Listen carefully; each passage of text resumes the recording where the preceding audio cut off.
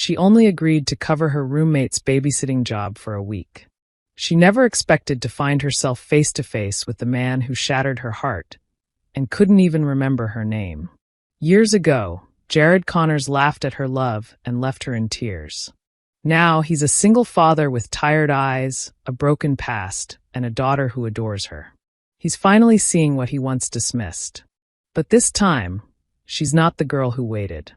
Hello family, welcome to True Life Stories.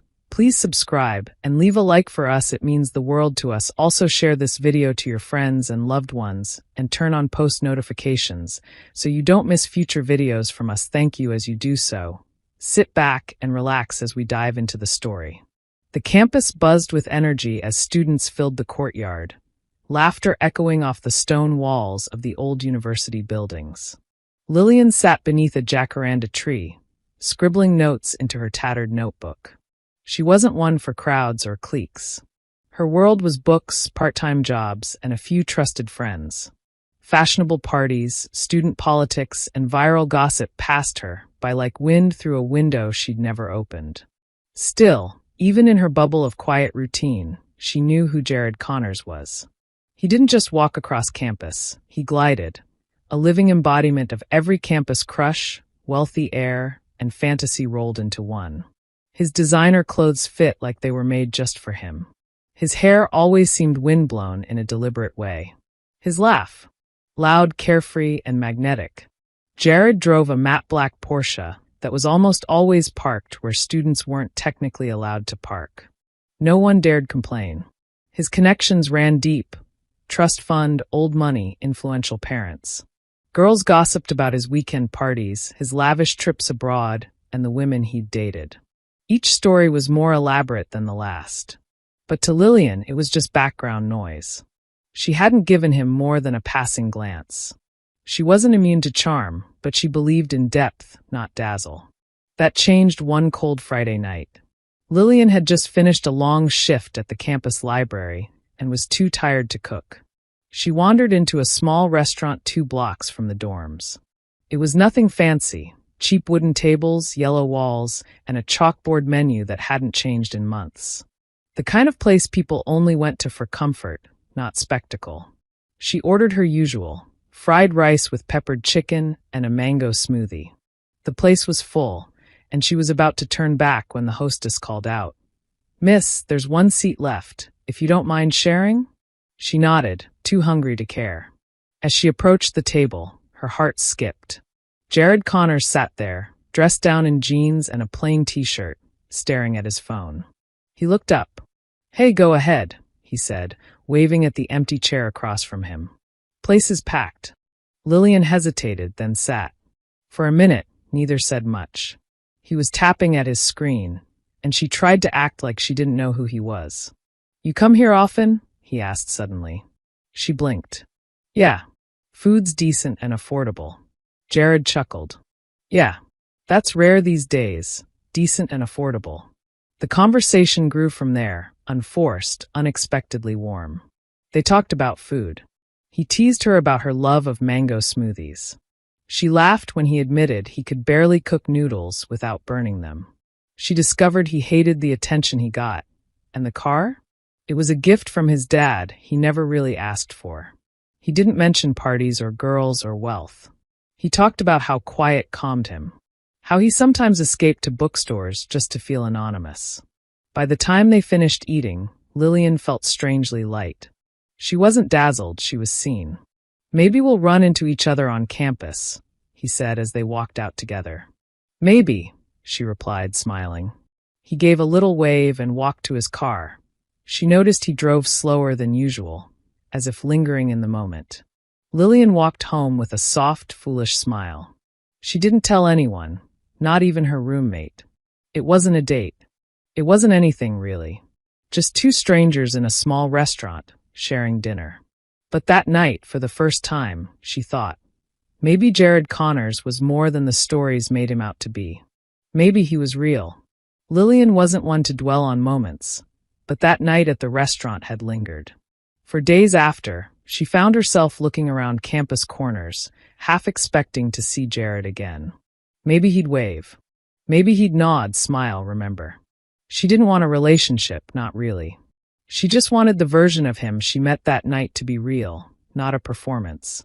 But reality, as she soon learned, has its own bitter timing. The next week, Lillian spotted him outside the economics faculty building. He was surrounded by people, guys in expensive sneakers and gold watches, girls with winged eyeliner and designer tote bags. Jared stood in the center, tall, laughing, the breeze playing with his hair like it, too, adored him. She paused, clutching her folder to her chest. Should she say hi? Would it be awkward? She took a tentative step forward. Jared. Her voice was small, cautious, but she smiled, trying to break through the crowd's hum. He glanced at her. No spark of recognition. No smile. Just a blank, almost dismissive stare. We met at Caffey's last Friday, she said, trying not to fidget. The little restaurant near South Street. Still nothing. Oh yeah, he said finally. Cool. That was it. Cool. The group looked at her like she was an interruption in a performance. One of the girls whispered something, and the circle laughed. Jared smirked. Lillian felt heat rise to her cheeks. Maybe he was just distracted. Maybe she should try again. Actually, I was wondering if we could talk privately, she asked. She wasn't sure why she said it. Her throat tightened, but the words spilled before she could stop them. Now she had everyone's attention. Jared tilted his head, still wearing that amused half-smile. About what? She forced the words out. I like you. I've never said that to anyone before, but I wanted to be honest. Silence. Then came the laughter. Not the warm, genuine kind from the restaurant, but cold, booming laughter that echoed off the columns behind them. A few guys clapped Jared on the back. One girl rolled her eyes and muttered, bold move. Damn, okay, Jared said, trying to hold back his grin. You really just came up and said that? Someone mimicked her voice. We met at Caffey's, remember me? Another burst of laughter. Lillian stood there frozen, the air knocked out of her lungs. She wasn't angry. Not yet. Just stunned. She looked at Jared. He wasn't cruel, not overtly. But he didn't stop them. He didn't defend her. He didn't remember her. She nodded slowly, swallowing the lump in her throat. Forget it, she whispered. It was a mistake. And then she turned and walked away. She didn't run. She wouldn't give them that satisfaction. But her eyes burned, and by the time she reached the edge of the courtyard, tears were slipping silently down her cheeks. The boy who made her laugh over mango smoothies was gone. Maybe he had never existed. The sound of her phone vibrating against the nightstand jolted Lillian out of her light sleep. It was a quiet Saturday morning, the kind where clouds hung heavy like they hadn't decided whether to rain or not. She groaned, rolled over, and checked the screen. Sonia, 8:17 a.m. Can you please cover my babysitting job today? Emergency. I'll explain later. Another message followed almost immediately. Sonia. It's that mansion in Crestwood. The quiet guy with the cute daughter. I'll owe you big time. Lillian yawned, staring at the message for a long moment. She wasn't in the mood. Her plan had been to spend the morning grading some tutorial papers and maybe visit the library afterward. But Sonia was her closest friend in the city, and Lillian owed her. Sonia had covered for her during flu season last year, brought soup when Lillian had bronchitis, and introduced her to her current weekend gig tutoring kids. Babysitting for a day? Fine.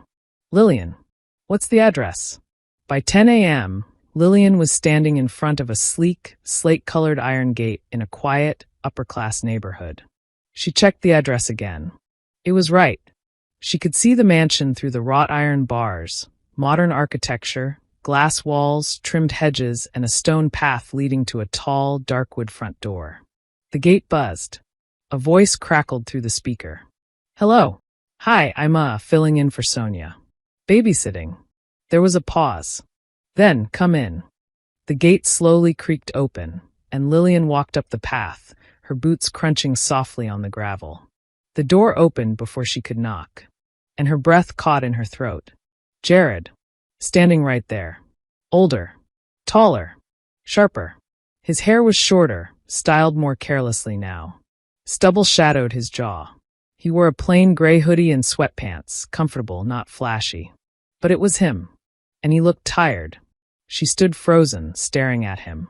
His brow furrowed as he studied her. "You're Sonia's friend." Lillian nodded slowly. "Yeah. She had an emergency. Asked me to fill in for the week, if that's okay." He ran a hand over the back of his neck, distracted. "Yeah, no problem. Thank you for coming." Still, no sign of recognition. Just polite detachment. Typical. He stepped aside. "Come in." The house was spacious but not cold. Light filtered in through wide windows, casting long shadows over pale oak floors and minimalist furniture. A faint scent of baby powder lingered in the air, along with something else, something lonely. "She's in the playroom," he said, gesturing to the left. "Her name's Bella. She's 4. Smart but stubborn. Like her mom." The bitterness in his tone was brief, but sharp. Lillian nodded again and walked into the playroom. A little girl with soft brown curls sat in the middle of the floor, building a lopsided tower of blocks. She looked up, eyes wide and curious. Then smiled, a small, cautious smile. "Hi," she said softly. "Hi, Bella," Lillian replied, kneeling beside her. "I'm Lillian. You're new."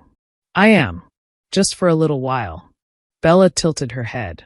"Do you like unicorns?" Lillian grinned. "I love unicorns."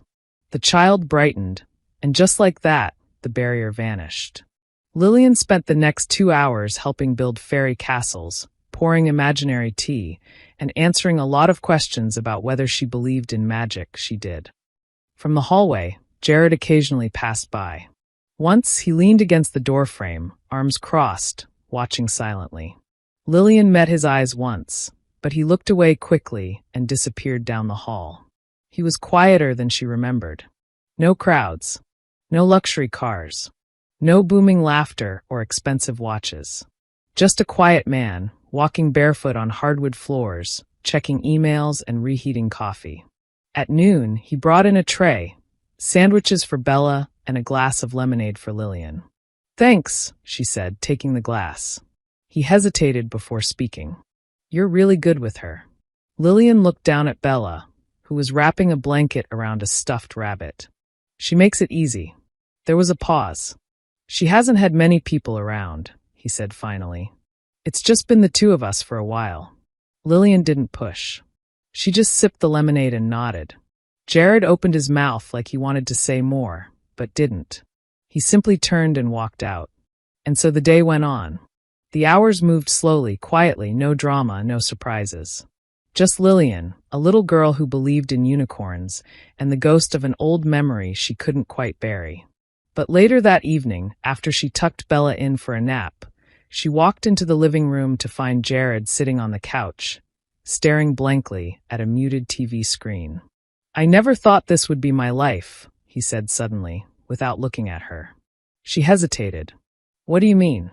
He turned his head. "This house. The silence. Raising a kid alone. Being the guy who has to Google how to braid hair." His voice cracked on the last word. Not from weakness, but from weight. Lillian sat on the edge of the opposite chair. She didn't respond, didn't offer pity or sympathy. Just silence. Sometimes silence was the only honest answer. "I don't expect you to care," he said after a while. "Just thanks for showing up today."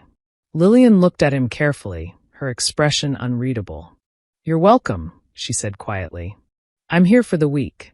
He nodded, then stood and disappeared into the kitchen. She sat there a long moment, trying to steady her breathing. He didn't remember her, but she remembered everything. The rain came quietly that morning, steady, unhurried, tapping against the large glass panels of the mansion's windows like a polite visitor.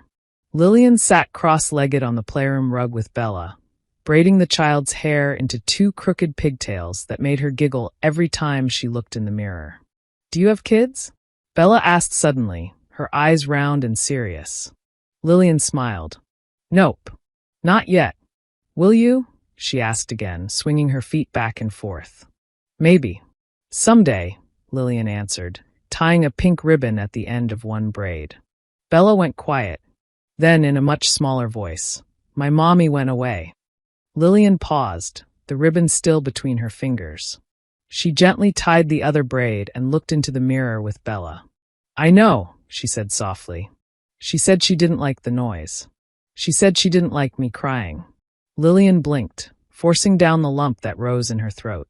She smoothed a hand over the child's curls. "Crying isn't bad. It means you're feeling something. That's okay." Bella looked at her reflection again and said nothing. Later that day, as Bella napped in her room, Lillian found herself in the kitchen, rinsing a few dishes while soft jazz music played from the speaker in the corner. The fridge was covered in magnets shaped like letters and cartoon animals, a strange domestic contrast to the sleek, expensive appliances around them. Jared walked in, barefoot, shirt slightly wrinkled, holding a mug of coffee that had clearly gone cold. "She told you," he said, leaning against the counter. Lillian nodded but didn't stop rinsing the plate. "She doesn't really understand it yet. I don't think I do either." Jared took a sip, winced, and set the mug down. "You know, I thought marrying her would fix something in me." Lillian turned off the faucet slowly. "She was beautiful," he continued, staring out the window. "Model. Influencer. Everyone told me we looked perfect together. She made me look solid, like someone who had it all together." "You mean she completed your brand?" Lillian said quietly. He looked at her then, brows raised. "Yeah," he admitted. "Exactly that." He walked around the island and sat down at one of the stools. "I met her at a fundraiser. My father introduced us, said she'd make a good impression on investors. I didn't think I loved her, not in the beginning, but I thought I could grow into it. You know, build a life out of good intentions." Lillian leaned against the sink, arms folded. "And did you?" He hesitated. "No, not even close." The silence between them was gentle but sharp, like air between two people who knew too much and said too little. "She hated kids," he said after a long moment. "Didn't want them. I thought she'd warm up to the idea. But when Bella came, everything got worse. She said I tricked her. Said the baby would ruin her body, her brand, her travel plans. Then she started disappearing for days. Spa weekends. Photo shoots. Excuses." He swallowed hard. "The night she left, she said I looked like a tired shadow. That she couldn't breathe in this house. She packed 2 suitcases and got in an Uber. I haven't seen her since." Lillian's jaw tightened. She looked away. "You should have chosen better," she said quietly. "I did once," he said before he could stop himself. Their eyes locked. She stared at him, eyes narrowing. "I don't need that kind of apology," she said coldly. "Not after what you did." He opened his mouth, but closed it again. Lillian turned, picked up the dish towel, and wiped her hands slowly. "I'm not here to give you therapy," she continued. "I'm here because your daughter needs someone. That's all." Jared nodded. There was shame in the way he looked down at the counter. For once, he had nothing clever to say. "You were different," he said softly. "That night. At the restaurant." Her body stiffened. "So you do remember." "I didn't at first," he admitted. "But then you laughed at something Bella said yesterday. And it hit me. You're the girl I sat with at cafes. The one who made fun of my inability to fold a napkin." Lillian tossed the dish towel on the counter. "Congratulations. You finally remember someone you publicly humiliated." Jared flinched. "I'm sorry," he said. "I mean it." Lillian shook her head. "It doesn't matter. You didn't care then, and now you're just lonely." "No," he said firmly. "Now I'm paying attention." His voice wasn't loud, but it had weight. Lillian looked at him for a long time. For the first time, she saw something in his eyes that wasn't smugness or self-assurance. She saw emptiness and regret. She walked out without another word. And upstairs, behind her closed bedroom door, she sat down on the edge of the bed and let out a breath she hadn't realized she'd been holding. Monday started with pancakes. Lillian stood in the kitchen early, flipping batter on the wide griddle while Bella sat on the counter swinging her legs and talking to her stuffed bear. Jared entered the room rubbing the back of his neck, his hair a little messy, like he hadn't slept much. He paused in the doorway. For a second, he just stood there, watching the scene. Lillian didn't greet him. She kept flipping the pancake, eyes focused on the sizzle. The air between them was still heavy with Saturday's conversation. Jared walked to the coffee maker and wordlessly poured 2 cups, one for himself and one which he gently slid across the counter to her. She accepted it without looking at him. "Good morning," he tried. Bella beamed. "We're having pancakes. Lillian makes smiley pancakes." "Smiley ones, huh?" Jared said, glancing at the plate. "Yup." Bella nodded. "They have blueberry eyes and a strawberry mouth." He smiled at her. "Sounds better than anything I've made this month." Lillian's voice cut in quietly.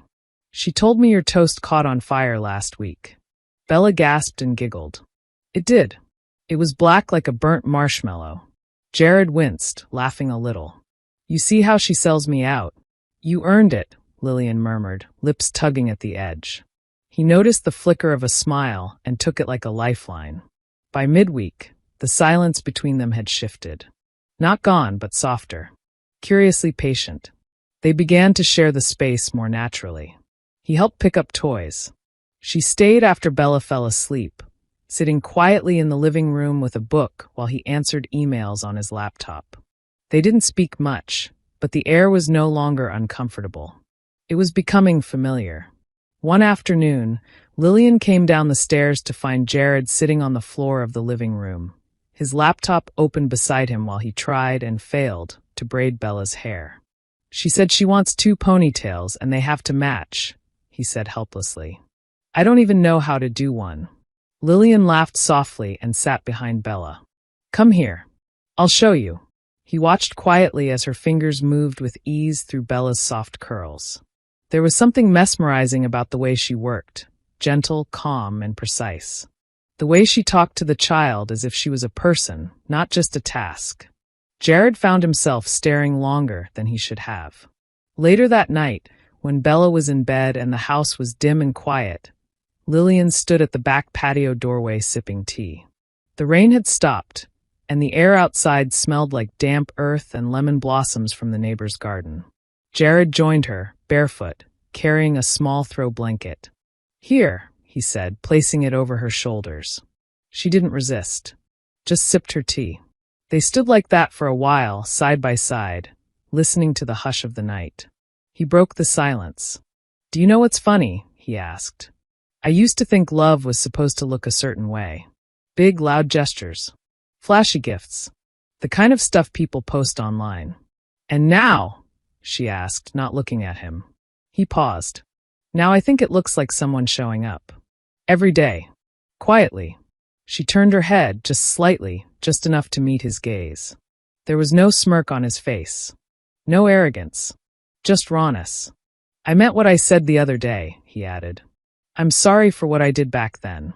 For not seeing you. For laughing when I should have listened." Lillian's throat tightened, but she didn't let it show. Not fully. "Why does it matter now?" she asked. "You remembered me 5 years too late." "Maybe," he said. "But if I could go back to that moment, I would have chosen differently." She didn't respond. Not with words. Instead, she pulled the blanket tighter around herself and looked up at the stars breaking through the thinning clouds. And he stood beside her, knowing that silence, this time, meant she was listening. Thursday, Jared drove her home for the first time. He insisted, said it was late, and the rain had started again. She hesitated at first, but Bella had begged her to stay past bedtime to finish the story they'd been reading. By the time the house was quiet, the roads were glistening and fogged. The car ride was mostly quiet until they stopped at a red light near campus. "This is where we met," he said softly. She looked out the window. The modest little restaurant was still there, neon, open sign glowing faintly against the drizzle. "Funny how places remember what people forget," she said without thinking. Jared exhaled through his nose. "You're not easy to forget, Lillian." She turned toward him slowly.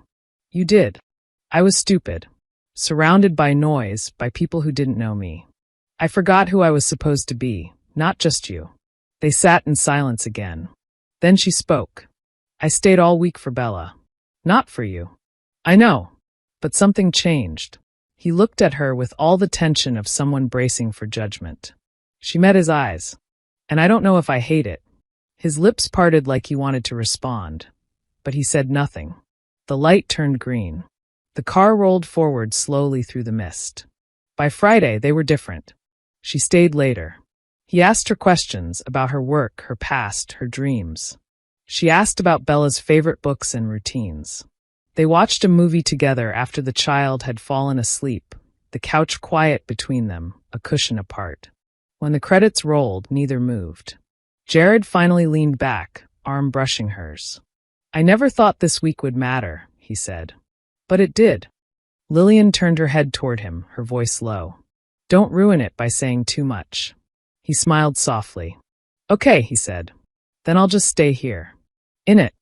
And they did, sitting there in the quiet, under dim lamplight, with everything unsaid speaking louder than any apology or confession could. Saturday morning came wrapped in soft golden light. The rain had finally stopped, and the world outside Jared's home glistened with renewal. Leaves gleaming, the air crisp, the sky freshly blue like a forgotten canvas wiped clean. Lillian stood in the hallway outside Bella's room, quietly watching as Jared tucked the little girl into a reading nook beneath her window. He read with more confidence now, stumbling less over voices and punctuation. His voice was still too serious when trying to mimic fairy godmothers, but Bella giggled all the same. Lillian smiled faintly and turned away, heading for the kitchen to finish cleaning up the breakfast dishes. A few minutes later, Jared joined her. "I think I finally nailed the voice for the troll," he said, pouring himself a cup of coffee. "You still sound like a weathered detective," she replied, drying a plate. Jared leaned against the counter, arms crossed, watching her. "She likes it, though." Lillian nodded. "She does." A beat of silence passed. "Tonight's your last night," he said softly. She paused, then placed the dish towel down. "Yeah." He didn't look surprised. He looked resigned. "Do you have plans after this?" "I've got a couple of tutoring clients lined up for the week," she said, grabbing her mug. "And maybe I'll finally catch up on reading something that's not a children's book." Jared gave a small laugh. "We'll miss you." She raised an eyebrow. "We?" "I'm not going to pretend it's just Bella." The room grew quiet. Then he walked to the far end of the island, pulled open a drawer, and retrieved something, a folded sheet of notebook paper, worn at the edges. "I wrote something," he said, holding it out to her. Lillian hesitated, her hand brushing his as she took it. He didn't wait for her to open it. "I just needed to say things the right way," he murmured, "and I never seem to find the right words when you're standing in front of me." Lillian looked at the page. It wasn't typed. It wasn't neat. There were scratch-outs, crossed lines, and messy loops in the handwriting. She read silently. "To the girl I didn't deserve then and probably don't deserve now. I saw you once at a table we were forced to share. You were simple, quiet, no pretense, no mask. I remember thinking, this is nice. But then I returned to a world too loud, too shallow, and I forgot the feeling of peace you brought. When you stood in front of me and said something honest, I met it with cruelty, because I didn't know how to handle kindness that asked for nothing. I married someone who looked good in photos. She was beautiful, admired, and emotionally hollow. She left me, but that isn't the tragedy. The real tragedy is that I let go of someone who had offered me something real, long before I ever knew how much I needed it. I'm sorry. Not because I want something now, but because you deserved better back then, and I didn't give it to you. You still do. Jared." Lillian read it twice, then folded it slowly, her fingertips lingering at the edges. "That's a lot of ink for someone who couldn't remember me a week ago," she said quietly. "I didn't forget you," he said. "I forgot myself. And I lost the version of me you saw that night." She looked up at him. His gaze was steady. "I want to earn a second chance," he said. "Not ask for it." Lillian let out a breath and stepped away, placing the letter on the counter. "You don't get to erase what happened," she said, voice low but calm. "I cried because of you. Not for a day. For months. I know. You made me feel like a joke. I was a coward," he admitted. "And a fool." She turned to him. "I'm not the same girl you laughed at. I know that too." Their eyes held for a moment. Then she asked, What do you want from me now? Jared's answer came without hesitation. Time. Conversations. Moments that build something real. I want Bella to be around someone who reminds her of joy. I want to stand next to someone who isn't here for a house, or a bank account, or a reputation. I want you, he finished. But only if you want to be wanted. Lillian said nothing. Her silence was not rejection, but reflection. I need space, she said. Not forever. Just to think. He nodded. I won't rush you. That evening, Jared drove her home again. No music played in the car. Only the occasional whisper of the tires on the wet pavement. As he pulled up outside her apartment, he got out and opened the passenger door. Lillian stood on the sidewalk, arms folded, the city lights painting gold along her cheekbones. He handed her Bella's drawing, a stick figure with frizzy curls holding hands with a smaller figure wearing a crown. She says you're the queen of the playroom, he said. Lillian laughed softly. She's not wrong. He smiled, but it was tinged with sadness. I'll be here. Whenever. I know. She turned and began walking toward her building. Then stopped. Looked back. Jared. Yeah. She took a step closer. The space between them was still wide, but it was no longer cold. I don't trust words anymore, she said. Only time. He nodded. Then I'll give you all the time you need. She held his eyes for a second longer, then disappeared into the building. That night, Jared sat alone in the quiet house, Bella asleep upstairs, the drawing still on the coffee table. The world hadn't changed. But he had. And maybe, just maybe, so had she. 2 weeks passed. Jared didn't call. He didn't text. He didn't show up at Lillian's door with flowers or grand declarations. Instead, he waited. He woke each day, made breakfast for Bella, struggled with morning hair tangles, packed lunches, and tucked in little shoes. He answered work emails and finished board reports.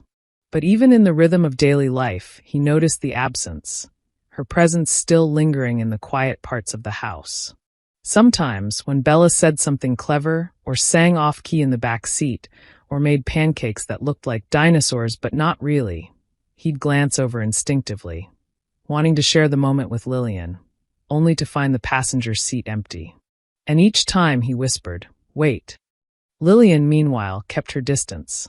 Not because she didn't care, but because she did. She reread his letter more times than she could count. Folded it and unfolded it so many times the paper began to soften at the corners. His words didn't erase what he'd done. They didn't fix the ache of that memory, the humiliation, the laughter, the way she'd felt small once in his shadow. But they spoke to a man who had unraveled, a man who had fallen and learned, a man trying slowly, carefully, to build himself from the wreckage. And that meant something. On a Saturday afternoon, Lillian found herself walking past the little restaurant again, Cafes. The same one with mismatched chairs and chalkboard menus. The place where it all started. She stood there a long moment, fingers tracing the frame of the door. The memory of that first night, of shared laughter over cheap food, came back with aching clarity. And so she stepped inside. The air was warm, humming with soft conversation and the smell of sizzling garlic. She picked a seat in the corner. 10 minutes passed. Then, as if summoned by the quiet gravity of fate, he walked in. Jared. He spotted her immediately. His breath caught. For a moment, he stood still in the entrance, like he wasn't sure if he was dreaming. Then he walked toward her, slowly, uncertainly. She didn't get up. Hey, he said softly. She looked up at him. Sit. He obeyed, folding himself into the chair across from her, that same crooked smile teasing the corner of his lips. I wasn't expecting. You waited, she interrupted. He blinked. I said I would. She nodded, fingers circling the rim of her water glass. I needed to see if it was real, she said. If the man from that night and the man from the letter could live in the same body. He looked down. And she let the silence stretch. Then, I think he can. Jared looked up at her, and in his eyes, not relief, not triumph, but something gentler. Hope. She leaned back slightly, studying him. I'm not stepping back into your life to fix anything, she said.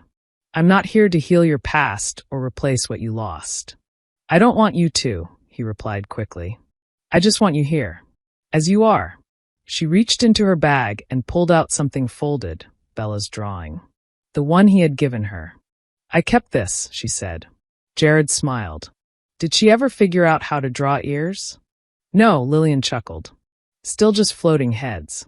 They both laughed quietly. It wasn't grand. It wasn't cinematic. It was human. And real. Over the next few weeks, they began slowly. Dinners. Walks. Long conversations about nothing and everything. Jared met her halfway, sometimes more. He learned to sit in her silence without rushing to fill it. She learned to soften, to let his sincerity speak for itself. Bella, of course, was overjoyed. You came back, she said one evening, flinging her arms around Lillian's leg. I did, Lillian said, kneeling down to hug her. I missed you. I missed you too. Daddy missed you lots. Jared cleared his throat, looking embarrassed. Lillian just smiled. One Sunday morning, months later, they returned to Caffey's, this time as a trio.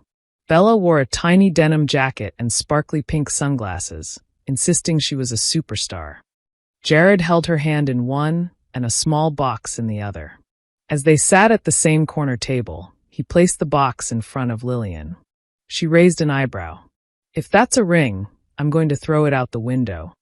He laughed. It's not. I promise. She opened it carefully. Inside was a simple brass key. Her eyes widened slightly. I want you to come and go as you please, he said. No pressure. No expectations. Just your place in our world. Lillian stared at the key, then looked at him. I don't need a key to be part of something, she said softly. He nodded. But, she continued, closing the box gently, I'll keep it. Just in case. And that was it. Not a fairy tale. Not a perfect ending.